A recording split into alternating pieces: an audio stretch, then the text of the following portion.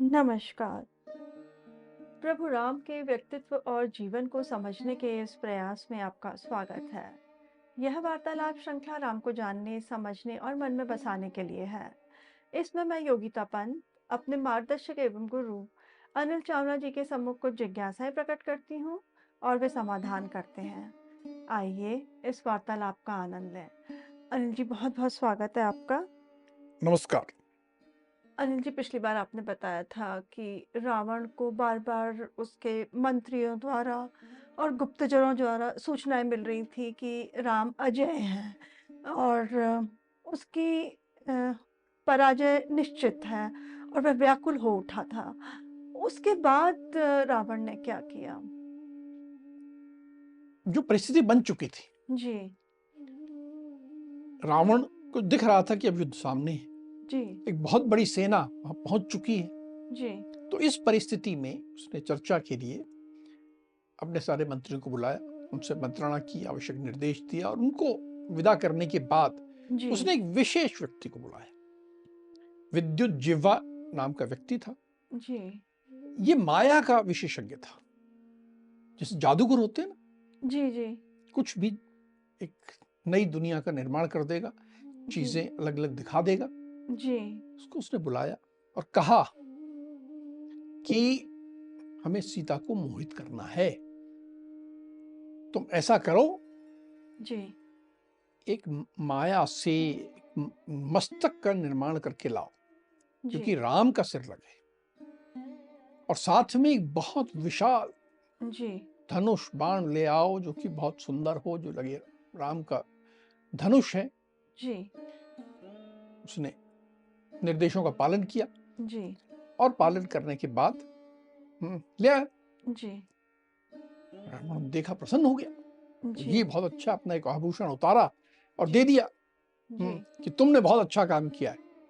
और साथ में विद्युत जिह्वा को लेके और ये सब जो माया से निर्माण किया गया था उनको लेके प्रमदावन में जहाँ सीता थी वहां ये लोग पहुंच गए। जी।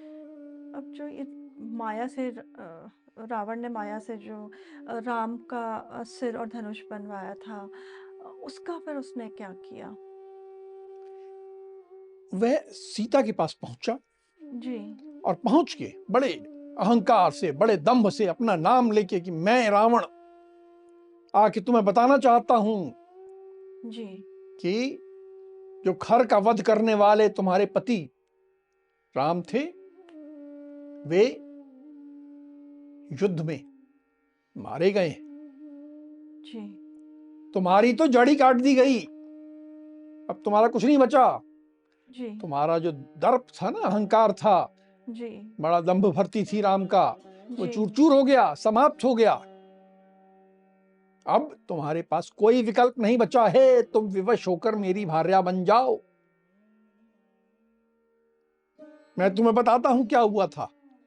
जी, समुद्र पार करके जी, राम बहुत बड़ी वानर सेना लेके यहाँ आए थे। जी, जब वो आए तो शाम का समय था, जी, सूर्य देव अस्ताचल की ओर जा रहे थे, अस्त हो रहे थे। जी, वे लोग सब थक गए थे, अपना सब उन्होंने थक के पूरी सेना सो गई। जी, जब पूरी सेना सो गई तो मेरे गुप्तचर गए, उन्होंने सब निरीक्षण किया, देखा कि सब लोग सो रहे हैं। जी, और उसके बाद हमारी बहुत बड़ी सेना गई जी, और उसने पूरी वानर सेना को नष्ट कर दिया, समाप्त कर दिया। फिर हमारा जो सेनापति है, प्रहस्त नाम है उसका, जी, उसने एक बहुत बड़ी तलवार ली और सोते हुए राम का गला काट के सिर अलग कर दिया। बड़े दंभ से ये बता रहा था, जी, पूरी सेना नष्ट हो गई है, राम का गला कट चुका है, अब तुम उस मरे हुए राम का नाम लेके क्या करोगे? कुछ नहीं बचा। विभीषण को पकड़ दिया गया और लक्ष्मण जो है जी, वो भाग गया, डर के मारे भाग गया। और लक्ष्मण ही नहीं भागा, वानर सेना के बहुत से वीर भाग रहे हैं। वानर सेना को हमारे लोगों ने यूं खदेड़ा है, वो तो डर के भाग रहे हैं, उनकी पीठ हमारी ओर है और भगते जा रहे हैं। जो सुग्रीव था जी। उसकी भी गर्दन काट दी गई। और हनुमान, जी। उसकी हनु यानी ठोड़ी जी। को तोड़ दिया गया और तोड़ के उसको मार दिया गया। एक जामवान नाम का आदमी भी हुआ करता था, जी। उसके घुटने तोड़ दिए गए, घुटने तोड़ के उसको तड़पता हुआ छोड़ दिया गया। इस तरह एक एक का नाम ले लेके जी। कि उस ओर कौन है, सबका उसने बताया कि ऐसे मारा गया, ऐसे मारा गया, ऐसे मारा गया, सबको मार दिया गया। और बचे खुचे वानर भाग रहे हैं, बिल्कुल उनको ऐसे खदेड़ा है कि पूछो मत। बड़ा विवरण दे रहा है, ताकि सीता को यकीन हो जाए कि वाक़ई में ही ऐसा हुआ है। हुआ है। जी। सैनिकों सहित राम को मार दिया गया है, भगा दिया गया है, अब कुछ नहीं बचा वानर सेना का, तुम उस तरफ आशा रखना भी छोड़ दो। फिर उन्होंने एक राक्षसी जो सुरक्षा में थी जी। उसकी तरफ इशारा किया कि वो जो क्रूर कर्मा जी। विद्युत जिह्वा, जी। उसको बुलाओ, वो अब ये भी युद्ध क्षेत्र से आया है, जी। अपने साथ राम का कटा हुआ मस्तक लाया है, उसे बुलाओ। तो विद्युत जिह्वा तैयार खड़ा था, जी। तो आ गया। हाँ विद्युत जिह्वा, तुम ये जो राम का मस्तक लाए हो, धनुष लाए हो, जी। ये सीता के सामने रख दो। इस बेचारी को भी राम का अंतिम दर्शन कर लेने दो। जी। हे सीता, ये देखो, ये है राम का विश्वविख्यात धनुष, इसे भी ये उठा लाया है। जी। सब समाप्त हो चुका है राम का। अब हे सीता, तुम मेरे वश में हो जाओ, मेरी भार्या बन जाओ। देख रहे हो कैसी कुटिलता, जी। कैसी धूर्तता। जी। ये रावण है, दुर्बुद्धि। दुर्बुद्धि, धूर्त, येन केन प्रकारेण जी। सीता का उपभोग कर लूं, सीता का के ऊपर मैं हाथ कब्जा कर लूं, सीता के साथ संबंध बना लूं। अनिल जी, ऐसा लगता है कि रावण सीता से प्रेम नहीं करता था, वो उसका उपभोग करना चाहता था। जैसे उनने अन्य स्त्रियों के साथ ज़ोर ज़बरदस्ती कर कर के उनका उपभोग किया, इसी तरह सीता का भी के साथ भी करना चाहता था। अब सीता ने रावण की यह बात सुनी, तो सीता का तो बहुत ही बुरा हाल हुआ होगा। बिल्कुल हुआ, और तुमने बिल्कुल ठीक कहा कि प्रेम नहीं था, यह तो काम की पराकाष्ठा थी। प्रेम में जी। व्यक्ति जिससे प्रेम करता है उसका शुभ चाहता है, जी। उसका अच्छा चाहता है, वो चाहता है कि वो सुखी रहे, आनंदित हो, खुश हो। जी। वह होता है प्रेम। जी। यहां ये नहीं था, यहां तो बस कामेच्छा थी और काम के साथ अहंकार था, अपनी काम इच्छा पूर्ति करने के लिए कुछ भी करने को तैयार। जी, और इस तरह का सीता को दुखी देख कर के और आनंदित हो रहा था। बिल्कुल। अब सीता ने जब ये सुना जी। तो बिल्कुल जैसे उसमें वज्रपात हो गया, बहुत दुखी हो गई, जोर से रोने लगी, धाड़े मार के रोने लगी, जी। एकदम विलाप करने लगी, जी। उसको हर बात याद आने लगी। जी। ने कहा, हे कैकेयी देख, अब तेरे सीने में ठंडक पड़ेगी, अब तेरा मनोरथ पूरा हो गया। जी। हे कुल विनाशिनी, तूने कुल का विनाश कर दिया, तूने रघुकुल का संहार कर दिया, मेरे पति मारे गए। जी।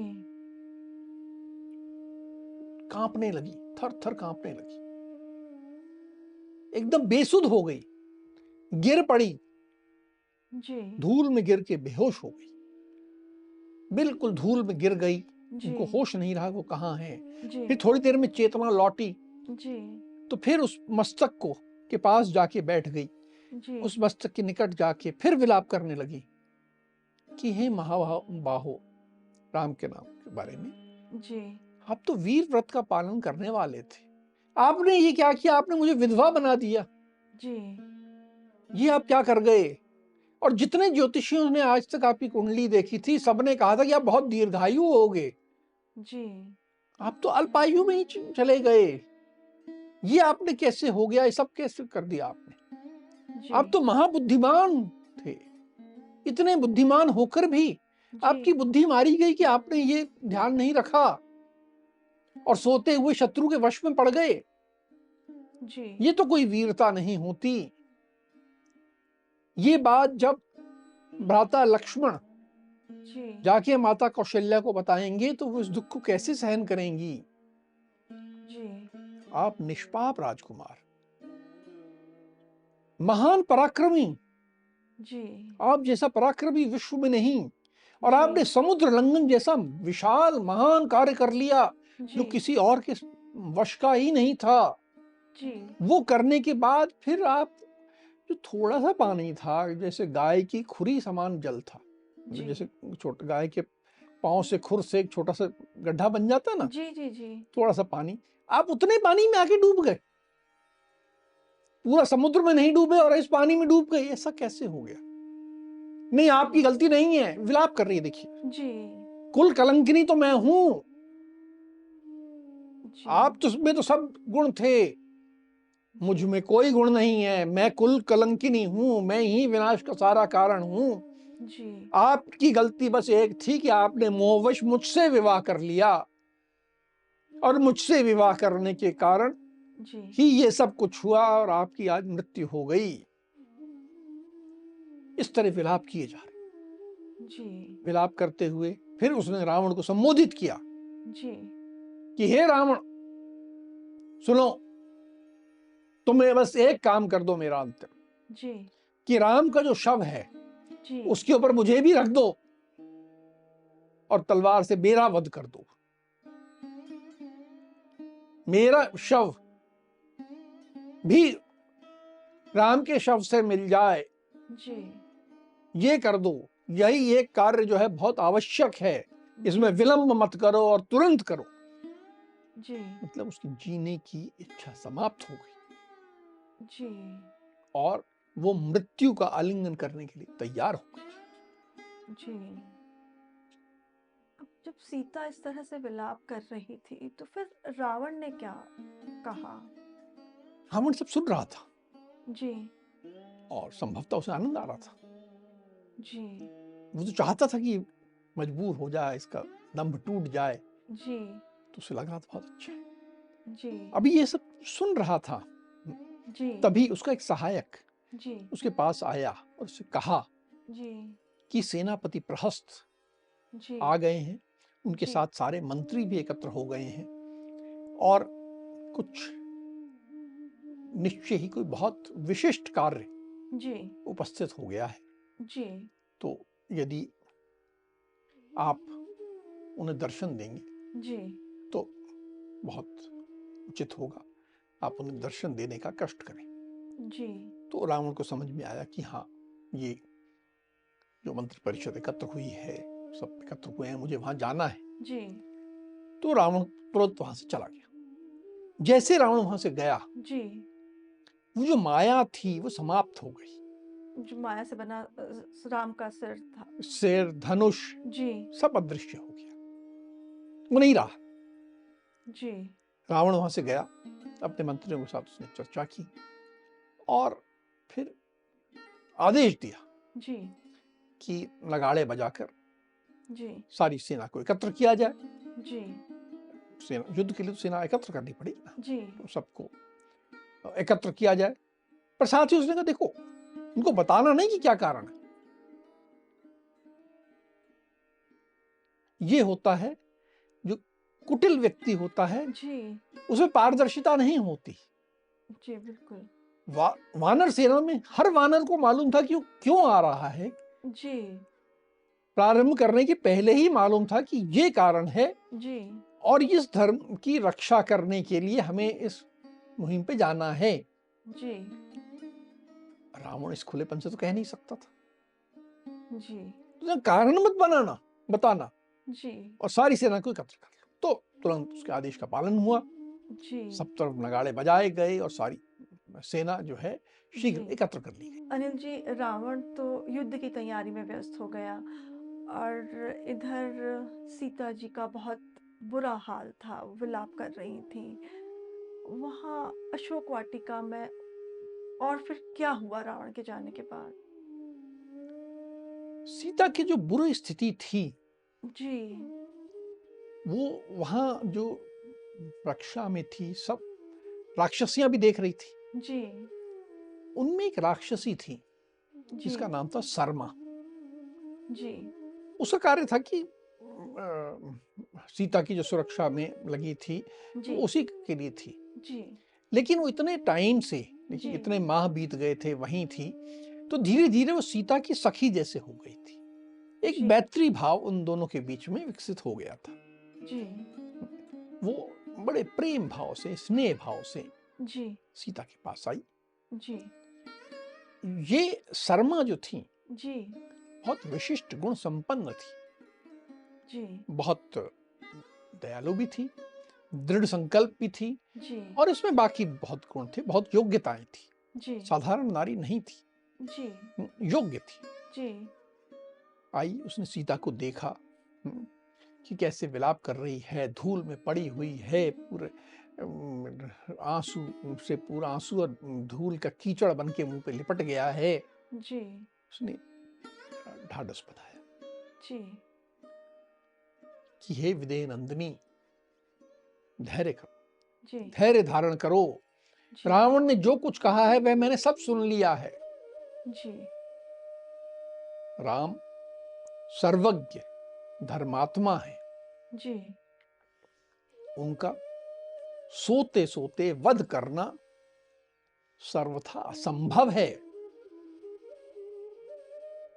वानर वृक्षों से युद्ध करते हैं जी, और यहां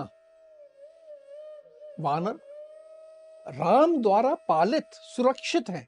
जी, उस वानर सेना को ऐसे से नष्ट कर देना संभव नहीं है। जी, ये जो कह गया ये सब संभव नहीं है जी, कि वो मारे गए, और ऐसा नहीं है।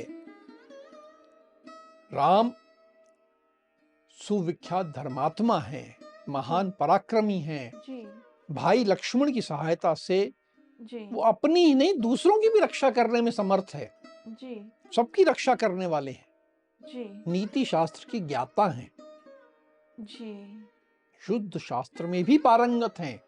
कोई जी, ऐसे भोले भाला बच्चा नहीं है वो। जी, देखिए, बहुत कुलीन व्यक्ति हैं, जी, बहुत उच्च दर्जे के हैं। वे शत्रु के सैन्य समूहों की का संहार करने की शक्ति रखते हैं। जी, राम कदापि मारे नहीं गए हैं। जी, रावण के बुद्धि और कर्म दोनों ही बुरे हैं, वे अच्छा आदमी नहीं है। उसने जो कुछ तुम्हें बताया जी, ये सब असत्य है, उसने माया का प्रयोग किया है। तुम प्रसन्न हो जाओ, जी, अब तुम्हारे शोक के दिन बीत गए हैं। जी, राम समुद्र लांघकर आ गए हैं, जी, और मैंने स्वयं लक्ष्मण सहित राम को जी, देखा है। देखिए, ये खुद कह रही है साक्षी कि मैंने देखा है, जी, और मैंने ये भी देखा है कि अपनी संगठित सेनाओं के साथ जी, राम पूर्णतः सुरक्षित हैं। ये सब जो रावण कह गया सब झूठ है। जी, इस तरह करके उसने समझाया सीता। जी।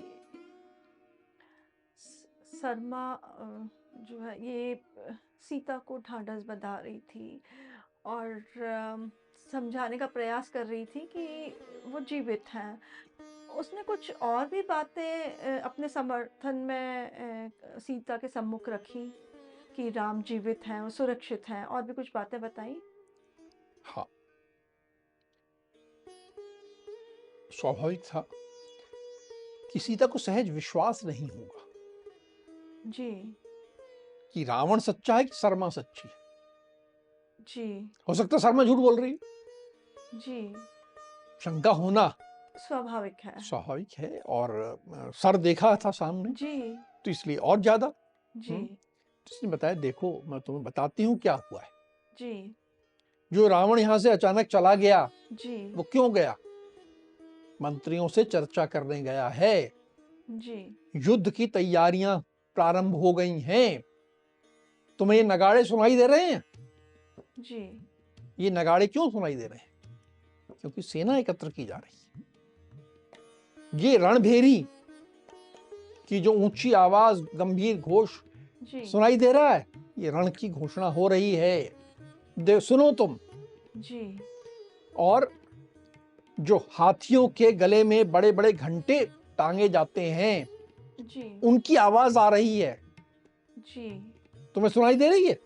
देखो, हाथियों के गले में घंटे बज रहे हैं। जी, ये सेना की एकत्र करने के लिए हाथियों का एकत्रीकरण हो रहा है, तो जी, घंटे बज रहे हैं। जी, रथ, बड़े बड़े रथ, उनकी घरघराहट होती है, जब चलते तो आवाज करते, जी, तो घरघराहट सुनाई दे रही है।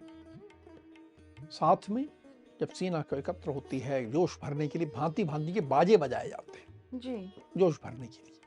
तो भांति भांति के बाजे सुनाई दे रहे हैं तुम्हें, जी, उस आवाज को भी सुनो। ये सब सुन के तुम्हें विश्वास हो जाएगा कि युद्ध की तैयारी हो रही है। अगर राम मारे गए होते तो युद्ध की तैयारी क्यों होती? जी, आवश्यकता नहीं है। जी, सच बात यह है, शर्मा जो है सीता से कह रही है जी, कि राक्षसों में भारी घबराहट है, भय है, उन्हें डर लग रहा है। जी, राम का पराक्रम अचिंत्य है, उसके बारे में कोई कल्पना ही नहीं कर सकता, अकल्पनीय है, इतना विशाल है, और सब जानते हैं। जी, तुम विश्वास रखो जी, कि राम संग्रांगण में रावण का वध करके जी, तुम्हें प्राप्त कर लेंगे। जैसे वर्षा का अभिषेक होने पर हरी जी, भरी खेती लहलहाने लगती है, आनंदित हो उठती है, जी, वैसे ही तुम राम से सम्मानित होकर प्रसन्न होगी, आनंदित होगी। इसलिए मन में धैर्य रखते हुए आनंदित हो जाओ हे सीते। जी। शर्मा की ये सारी बातें सुनने के बाद तो सीता प्रसन्न हो गई होगी। फिर शर्मा ने कुछ और भी बातें बताई सीता को? सखी के रूप में थी। जी, उसने सीता से कहा, जब तुम प्रसन्न हो गई हो जी, तो मैं तुम्हें और बताती हूं जी, कि मुझ में बहुत योग्यता है, जी, साहस है, उत्साह है। जी, मैं वेग में जी, वायु और गरुड़ के समान, मुझ में ये क्षमता है कि मैं अभी जी, वानर सेना में जाके राम के पास तुम्हारा संदेश पहुंचा दूं और तुम्हारी कुशल क्षेम भी बता दूं। तुम जैसा कहो जी, मैं वैसा करने के लिए तैयार हूं, मैं तुम्हारी सेवा में प्रस्तुत हूं। जी, जो भी तुम कहोगी मैं करूंगी। मुझे बताओ मैं क्या करूं जिससे कि तुम और प्रसन्न हो जाओ। जी, देखो, सखी है वो, एक सखी अपनी सखी को प्रसन्न करना चाह रही है कि तुम इस दुख से उबर जाओ और जी, प्रसन्न हो जाओ। बताओ मैं क्या करूं। जी, मेरी कोई सहायता चाहिए तो बताओ। अब शर्मा की ये बातें सुनने के बाद फिर सीता ने शर्मा को कुछ निर्देश दिया, कुछ काम करने के लिए कहा? हाँ, अब देखिए, सीता कितनी भी दुख में डूबी, अपनी सोच बुद्धिमत्ता को नहीं छोड़ती। जी, वो चाहती तो शर्मा को संदेश के साथ राम के पास भेज सकती थी। जी, नहीं, बिल्कुल। इसकी आवश्यकता नहीं है। जी, मैंने कहा, तुम मेरी सखी के रूप में मेरा हित करना चाहती हो जी, तो मेरा एक कार्य करो, जी, तुम रावण के दरबार में जाओ और अदृश्य होकर सुनो जी, कि वहां क्या हो रहा है, क्या बातचीत हो रही है। जी, मुझे उसकी तथ्यात्मक जानकारी दे दो। जी, सीता के लिए महत्वपूर्ण था कि वो जान ले कि रावण क्या कर रहा है, राम क्या कर रहे हैं, तो मालूम ही है, जी, इसमें कोई शंका नहीं है। उसने बता दिया कि राम सेना के साथ सुरक्षित हैं। जी, इसके आगे सीता की कोई उत्सुकता नहीं थी। जी, रावण तो कुटिल आदमी है, धूर्त आदमी है, जी, इस पे नजर रखना ज्यादा आवश्यक है। तो उन्होंने शर्मा को जी, ये कार्य दिया, तुम जाके ये पता करके आओ। जी। तो फिर शर्मा क्या रावण के महल में गई और फिर वहां से लौटने के बाद क्या हुआ? शर्मा गई। शर्मा जी, में उसमें ये योग्यता थी जी। कि वो जाके सब सुन के बात आ जाए। फिर आई जी। और उसने सीता को बताया कि रावण तो बहुत हठी है। वहां दरबार में जी। मंत्रियों के बीच में रावण की माता ने जी। और रावण पे बहुत स्नेह रखने वाले एक वृद्ध मंत्री ने उसे बहुत समझाया कि हे रावण, तुम सीता को छोड़ दो। उसको बहुत प्रेरित किया जी।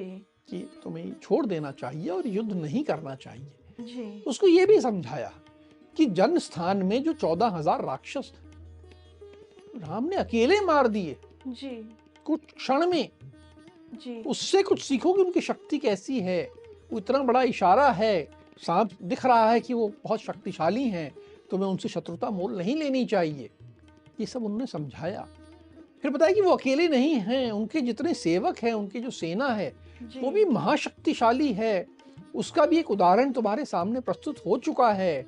हनुमान यहाँ आए, पूरा समुद्र उन्होंने पार कर लिया। जी। उसके बाद आके तुम्हारी सारी सुरक्षा व्यवस्था होने के बावजूद जाके सीता से मिल भी लिए जी। और इतना बड़ा संहार कर दिया, इतने राक्षसों को मार दिया, इतनी आग लगा दी, सब कर दिया। तो इससे तुम समझो।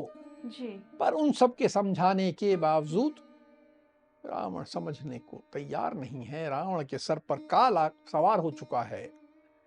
मृत्यु के प्रति उसके मन में लोभ आ गया है। उसको तो मृत्यु ही चाहिए।